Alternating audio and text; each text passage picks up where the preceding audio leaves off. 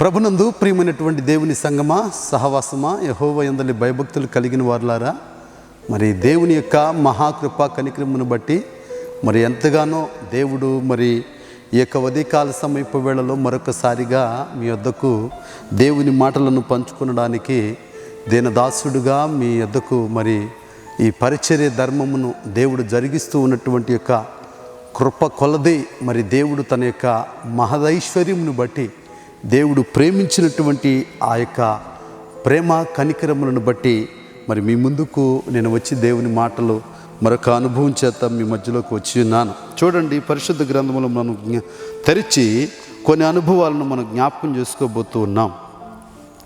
నీ సహవాసము ఎవరితో? నీ సహవాసము ఎవరితో? దేవునితోనా, మనుషునితోనా? నీ సహవాసము ఎవరితో? దేవునితోనా, మనుషునితోనా అనేటువంటి యొక్క సబ్జెక్ట్ని మరి ఇక్కడ మాట్లాడుతున్నటువంటి కొన్ని సందర్భాలను మనం జ్ఞాపకం చేసుకోబోతూ ఉన్నాం. చూడండి, పరిశుద్ధ గ్రంథంలో ప్రియులారా, దేవుని యొక్క కృపను బట్టి ఇక్కడ మాట్లాడుతున్నాడు కదా. ఇక్కడ ఏమంటున్నాడంటే, జ్ఞానుల సహవాసము చేయువాడు జ్ఞానము గలవాడగును, మూర్ఖుల సహవాసం చేయువాడు చెడిపోవును అని పరిశుద్ధ గ్రంథము తెలియచేస్తూ ఉన్నది. ఒక సేవకుడిగా నేను మీతో మాట్లాడుతున్నటువంటి యొక్క గొప్ప అనుభవం ఏంటంటే, మన సహవాసం ఎవరితో మనము చేస్తూ ఉన్నాం? మనుషులతో చేస్తూ ఉన్నామా, లేకపోతే మూర్ఖుడితో చేస్తూ ఉన్నామా, లేకపోతే దేవునితో మన సహవాసం చేస్తూ ఉన్నామా?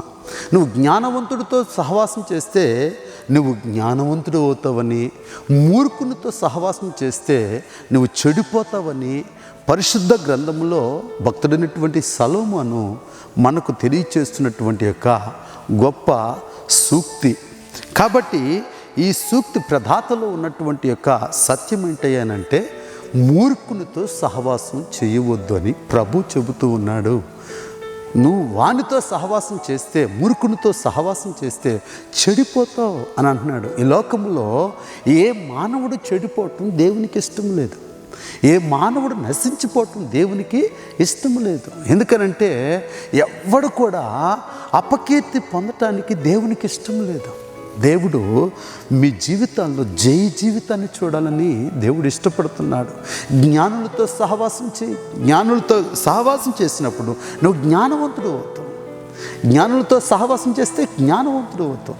మూర్ఖుడితో సహవాసం చేస్తే నువ్వు చెడిపోతావు. నువ్వు చెడిపోతే బాధపడేది ఆయనే. నువ్వు చెడిపోతే కన్నీరు విడిచేది ఆయనే. కాబట్టి నా ప్రియ నేస్తమా, దైవజనమా, నీ సహవాసం ఎవరితో ఉండాలంటే నీ దేవునితో నీవు సహవాసం కలిగి ఉండాలి. నీ దేవునితో ఎప్పుడైతే నీవు సహవాసం కలిగి ఉంటావో, కలిగిన పిమ్మట వచ్చేటువంటి గొప్ప ఆశీర్వాదాలు అంతా ఇంత కాదు. చూడండి, మరొక విషయం ఇక్కడ ఏమంటున్నాడంటే, మూర్ఖునితో సహవాసం చేస్తే చెడిపోతావు అని మాట్లాడుతున్నాడు. మరొక మాట యోబు రాసిన గ్రంథము 15వ అధ్యాయము 19వ లేఖన భాగంలో మాట్లాడుతున్నాడు. యోబు రాసిన గ్రంథంలో మరొక మాటను మనం జ్ఞాపకం చేసుకోబోతున్నాం. యోబు రాసిన గ్రంథంలో ఏమని మాట్లాడతాడంటే, 15వ అధ్యాయము 19వ వాక్య భాగం, 15వ అధ్యాయము 19వ వాక్య భాగం, అన్యులతో సహవాసం చేయకము, అన్యులతో సహవాసం చేయకము, స్వాస్యముగా పొందిన దేశములో నివసించిన జ్ఞానులు చెప్పిన బోధను నీకు తెలిపేదను అని అంటాడు.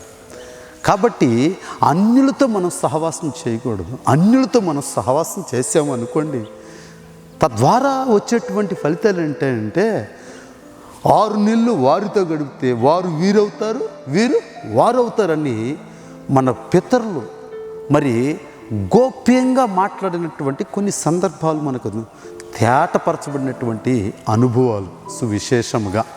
కాబట్టి దేవుని సన్నిధిని బట్టి ఇక్కడ అన్యులతో సహవాసం చేయకూడదు. ఎందుకంటే ఒకవేళ చేసామో అనుకోండి, వాళ్ళ క్రియలు మనము అనుసరించవలసి వస్తుంది.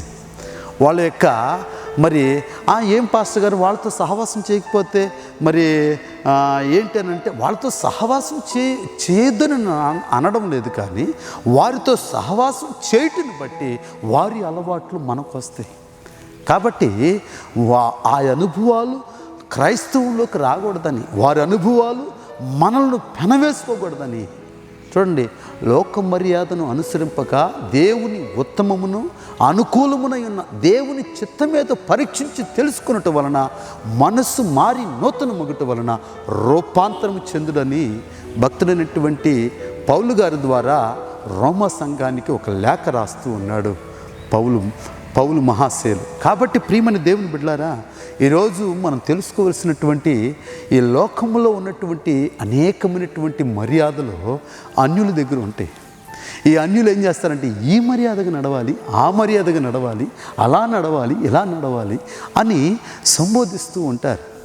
ఆ సంబోధించినప్పుడు ఆ సందేశాన్ని నువ్వు విన్నావే అనుకోండి, నీవు దేవునితో సహవాసం నువ్వు మర్చిపోతావు. ఇక నువ్వు అన్యులతో సహవాసం చేస్తావు. ఇప్పుడు 6 నెలలు వారితో ఉన్నా, వారు 6 నెలలు నీతో ఉన్నా, వీరు వారు అవుతారు, వారు వీరైపోతారు. కాబట్టి నీ సహవాసము ఎవరితో ఉండాలనంటే నీ సహవాసం జ్ఞానులతో ఉండాలంట. నీ సహవాసము జ్ఞానులతో ఉండాలంట. జ్ఞాని ఎవరయ్యా అంటే క్రీస్తు నెరిగినటువంటి వాడు జ్ఞాని. అందుకనే లేఖనం మాట్లాడుతూ ఉన్నది, జ్ఞానము సంత వీధులలో కేకలు వేయుచున్నది అని మాట్లాడుతున్నాడు. జ్ఞానము సంత వీధులలో కేకలు వేయుచున్నది. ఏ జ్ఞానం అది? లోక జ్ఞానమా లేకపోతే అజ్ఞానమా? క్రీస్తును గూర్చినటువంటి జ్ఞానం.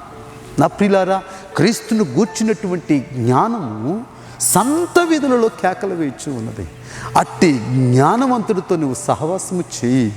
అప్పుడు నీవు బుద్ధిహీనుడు అయితే, నువ్వు మూర్ఖుడు అయితే, లేకపోతే నువ్వు అనేక విషయాలు కలిగి ఉంటే నువ్వు కూడా జ్ఞానిగా మార్చబడతావని దేవుని లేఖనము హెచ్చరిక చేస్తూ ఉన్నది. నీ సహవాసం ఎవరితోనయ్యానంటే మూర్ఖుడితో చేస్తే చెడిపోతావు. ఇక్కడ అన్యుడితో చేస్తే నీవు అనేకమైన మర్యాదల్లోకి వెళ్ళిపోతావు. దేవుని ఉత్తమాన్ని, దేవుని యొక్క చిత్తాన్ని నువ్వు గ్రహించలేవు. అందుకని ఇక్కడ అంటున్నాడు కదా, మరొక మాట ఏమని మాట్లాడుతున్నాడంటే కీర్తన గ్రంథంలో మాట్లాడుతున్నాడు కదా. కీర్తన గ్రంథం మరి 106వ అధ్యాయంలో మాట్లాడతాడు. 35వ వాక్యంలో 106:35 106:35లో ఏమని రాయబడుతుందంటే, అన్యులతో సహవాసం చేసి వారు క్రియలు నేర్చుకునిరి అని అంటాడు. అన్యులతో సహవాసం చేసి ఏం నేర్చుకున్నారంట? వారి క్రియలు నేర్చుకున్నారు. కాబట్టి మనము వారి క్రియలను నేర్చుకోకూడదు. వారి క్రియలు అంటే వారు చేసే పనులు నేర్చుకున్నారంట. కాబట్టి ప్రియనేస్తమా, దైవజనమా, దేవుని సన్నిధిలో నీవు ఏమాత్రం కూడా నీ దేవుని విషయంను బట్టి మీకు తెలియచేస్తున్నటువంటి గొప్ప ఆదరణతో కూడినటువంటి విషయం ఏంటంటే, నీవు దేవుని బట్టి నువ్వేం చేయాలంట? దేవుని బట్టి అనేకమైనటువంటి సందర్భాలలో దేవునికి నువ్వు చోటిచ్చి, దేవునికి మరి ప్రత్యేకమైనటువంటి స్థానం ఇచ్చి, నువ్వు దేవుని సన్నిధిలో ఒక ప్రత్యేకమైన వ్యక్తిగా ప్రత్యేకమైనటువంటి వ్యక్తిగా నువ్వు ఎప్పుడైతే ఆ ప్రభు కొరకు నువ్వు నిలబడి ప్రభు యొక్క జ్ఞానమును నువ్వు రుచి చూసి తెలుసుకుని ఉన్నప్పుడు ఒక గొప్ప ఔన్నత్యాన్ని దేవుడు నీ ద్వారా మరి దేవుడు పొందుపరుస్తాడు. సామెతల గ్రంథము 22వ అధ్యాయము 24వ వాక్య భాగంలో, కోపచిత్తునితో సహవాసం చేయకము, క్రోధము గల వానితో పరిచయం కలిగి ఉండకము అని అంటాడు.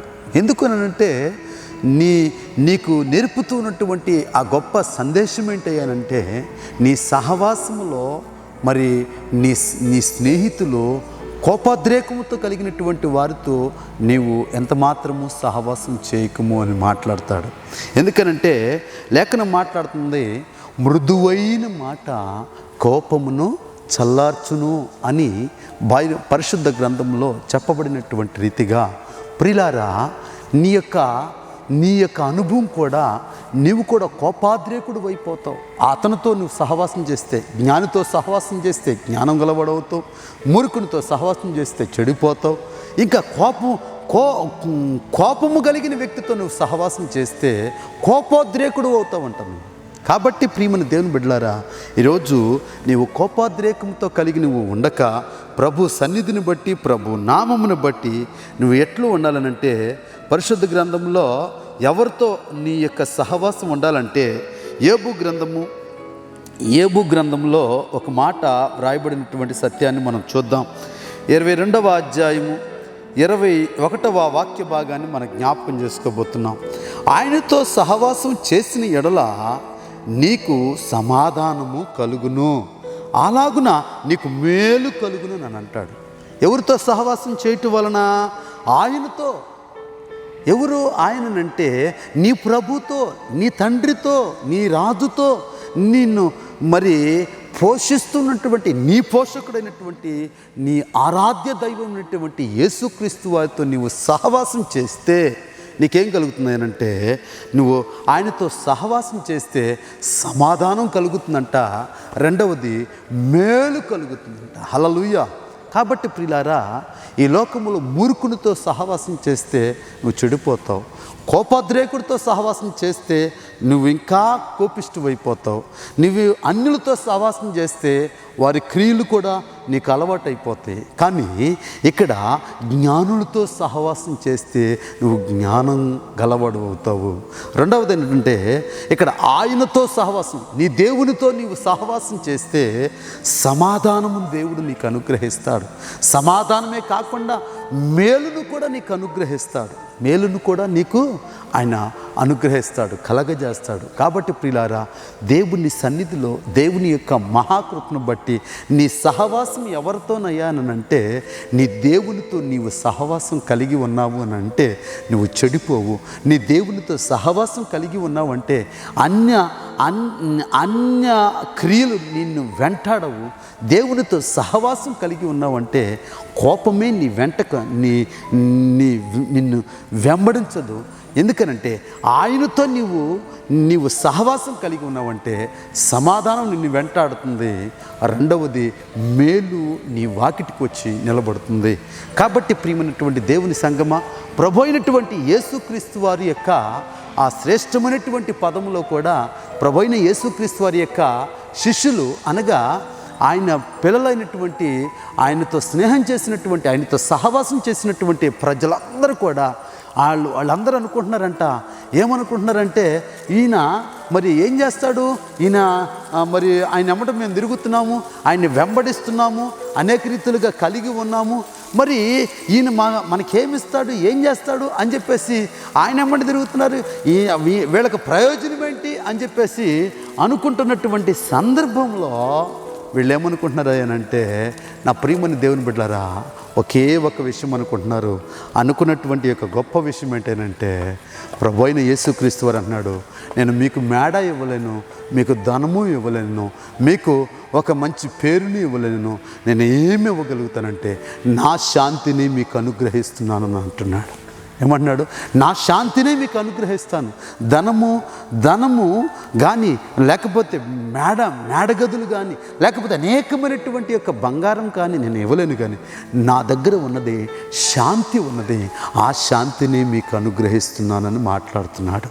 లోకంలో శాంతి లేక, ప్రశాంతత లేక, మనసు నెమ్మది లేక జీవిస్తున్నటువంటి ఈ యొక్క 12 మంది శిష్యులకు ఆ యేసు ప్రభు దగ్గర ఏం దొరికింది అనంటే శాంతి, సమాధానాలు దొరికిన ప్రియులారా. కాబట్టి లోకంలో చాలామందికి మరి బిల్డింగ్లు ఉన్నాయి, చాలామందికి పొలాలు ఉన్నాయి, చాలామందికి పశు సంపద ఉన్నది, చాలామందికి బంగారం ఉన్నది, అన్నీ ఉన్నాయి. కానీ ఏమి లేదయ్యా అనంటే మానవుడికి శాంతి లేదు. శాంతి లేక ఇప్పుడు మత్తయి కానివ్వండి, లోకా కానివ్వండి, మార్కు కానివ్వండి, ఈ జబదయి కుమారులు కానివ్వండి, పేతురు కానివ్వండి, యాకోబు కానివ్వండి, యోహాను కానివ్వండి, ఈ 12 మంది శిష్యులు కూడా శాంతి లేక ఆయన యొద్దకు వచ్చారు. ఆయనతో సహవాసం చేశారు. చేసిన పిదప ఆయన వారికి ఇచ్చిన బహుమానం ఏంటయ్యానంటే, వాళ్ళకు బహుకరించినటువంటి బహుమతి ఏంటయ్యానంటే, నా సమాధానమును అంత మాత్రమే కాకుండా నా శాంతినే మీకు అనుగ్రహిస్తున్నానని మాట్లాడుతున్నాడు. కాబట్టి ఈ లోకంలో మనకేం కావాలి అనంటే, లోకంలో ఆయా పనులు చేసుకుని, ఆయా ఉద్యోగాలు చేసుకొని, ఆయా కష్టపడి, ఆయా రీతిగా బిజినెస్లు చేసి అనేక రీతులుగా కష్టపడుతున్నటువంటి దైవజనమా, నీకు ఇంకా నెమ్మది లేక, ఇంకా మనశ్శాంతి లేక, ఇంకా నీ ఇంట్లో, నీ కుటుంబంలో, నీ వాకిట్లో, నీ కుటుంబ సభ్యుల్లో సమాధానం లేక కృంగిపోతున్నావా, వేదన పడుతున్నావా? నా ప్రభు మాట్లాడుతున్నాడు, ఆయనతో నీవు సహవాసం చేయము, సమాధానమును నిన్ను వెంబడిస్తుంది, మేలు నీ వాకిట ముందుకొచ్చి నిలుస్తుంది. అంత మాత్రమే కాక ఇక్కడ మాట్లాడుతున్నాడు కదా, ప్రభువైన యేసుక్రీస్తు వారు తన యొక్క డిజైబుల్షిప్తో మాట్లాడుతున్నాడు, తన యొక్క శిష్యపు యొక్క మరి బృందముతో మాట్లాడుతున్నాడు. ఏమని మాట్లాడుతున్నాడు అంటే, ఇదిగో నా సమాధానం మీకు అనుగ్రహిస్తున్నాను, నా శాంతినే మీకు ఇచ్చేదను అని మాట్లాడుతున్నప్పుడు వాళ్ళు ఎంత సంతోషపడ్డారో. వాళ్ళకి ధనధాన్యాలు ఇవ్వలేకపోయినా సమాధానకర్త అయినటువంటి మా ప్రభు మాతో ఉన్నాడు, మమ్మల్ని శాంతిపరిచే మా ప్రభు మాకు తోడుగా ఉన్నాడు, మమ్మల్ని సమాధానపరిచే మా దేవుడు మాకు తోడుగా ఉన్నాడు. ఇంతకు మించిన సహవాసము ఈ లోకంలో నీకు దొరికిద్దా అని అంటే, దేవునితో సహవాసం నీకు దొరికిద్దా? ప్రధానమంత్రితో సహవాసం దొరికిద్ది, ముఖ్యమంత్రితో సహవాసం దొరికిద్ది, ఎమ్మెల్యేతో సహవాసం దొరికిద్ది, పంచాయతీ ప్రెసిడెంట్తో సహవాసం దొరికిద్ది, ఒక మంచి విఐపితో సహవాసం దొరికిద్ది, ఒక మంచి ఉద్యోగస్తుడితో సహవాసం దొరికిద్ది, మంచి శాస్త్రవేత్తతో సహవాసం దొరికిద్ది, యాక్టర్తో, డాక్టర్తో, అనేకమైనటువంటి వారితో సహవాసం దొరికిద్ది. వీళ్ళందరి సహవాసం వేరు, నా దేవునితో కూడినటువంటి సహవాసం వేరు. కాబట్టి ఇట్టి సహవాసము నీకు మేలని నువ్వు తలంచినట్లయితే ఆయనతో కూడా నీవు సహవాసము చేయము. చేసిన పిదప వచ్చే ఆ గొప్ప శాంతిని నీవు, నీ కుటుంబం, నీ కలిగిన వారందరూ కూడా శుభప్రదముగా అనుభవించి ఆయనతో సహవాసం చేసి నీ జీవన యాత్రలో ఆయన సన్నిధిలో ముందుకు సాగిపో ప్రభు కొరకు కడవరకు. ప్రభులో నా దేవుడు నిన్ను దీవించునుగాక. హల్లెలూయా. ప్రార్థన. పరిశుద్ధుడైన మా తండ్రి, దయగలిగిన యేసయ్యా, కృపగలిగిన రాజా, నమ్మదగిన మా యెహోవా, నీకు స్తోత్రాలు తండ్రి. గడిచిన కాలంలో నీ బిడ్డలు మీరు జ్ఞాపకం చేసుకోండి అయ్యా. ఇదిగున తండ్రి, మూర్ఖునితో సహవాసం చేస్తే వచ్చే తత్ఫలితమేంటో మాకు తెలియచేసావు. జ్ఞానులతో సహవాసం చేస్తే నాయనా ఇదిగో పొందుకోవలసిన ఆశీర్వాదం ఏంటో మాకు తెలియచేసావు ప్రభా. అదే రీతిగా మా ప్రభా, నీ యొక్క సహవాసాన్ని ప్రభా మా జీవితాల్లోకి, నీతో కలిగిన సహవాసం మా జీవితాలకి ఆయన సమాధానకరంగా ఉంచండి. దాన్నే మాకు శాంతిగా, శుభప్రదముగా నా తండ్రి మా తలపైకి తీసుకుని రండి ప్రభా. నీకే స్తోత్రాలు. మా కుటుంబానికి సమాధానం కావాలంటే నీతో మేము సహవాసం చేయాలి ప్రభా. మా హృదయంలో శాంతి కలగాలంటే, మనశ్శాంతి కలిగి ఉండాలి అంటే నీతో మేము సహవాసం చేయాలయ్యా. నీతో కలిగినటువంటి సహవాసం ఈ లోకంలో ఎంత గొప్ప భాగ్యము, ఎంత గొప్ప రక్షణ మాకు ఈ లోకం ఇవ్వలేదయ్యా. నువ్వు ఇచ్చే ఈ గొప్ప సహవాసాన్ని బట్టి నీకు స్తోత్రాలు తెలియజేస్తూ, నీ నామమును బట్టి ప్రతి బిడ్డను నీతో సహవాసం కలిగి ముందుకు నడిపించమని యేసు నామమును బట్టి ప్రార్థన చేయుచున్నాము తండ్రి. ఆమేన్.